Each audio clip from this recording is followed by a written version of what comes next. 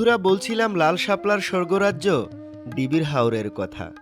প্রাকৃতিকভাবে ফুটে থাকা লাল শাপলা ফুলের এক রঙিন হাওর। এখানে নৌকায় চড়ে অজস্র শাপলা ফুলের মাছ দিয়ে ভ্রমণ যান্ত্রিক শহরের কোলাহল থেকে মুক্তি এনে প্রকৃতির সঙ্গে একাত্ম করে তোলে। যেন মনে হয় নীল জলের বুকে লাল সাদা ফুলের আলপনা, কিংবা প্রকৃতির নিজ হাতে আঁকা এক অপরূপ ছবি।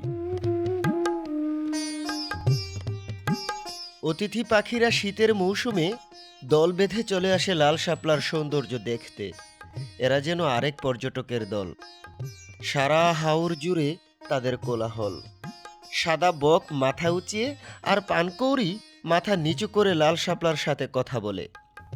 প্রকৃতির এক অনবদ্য সৃষ্টি।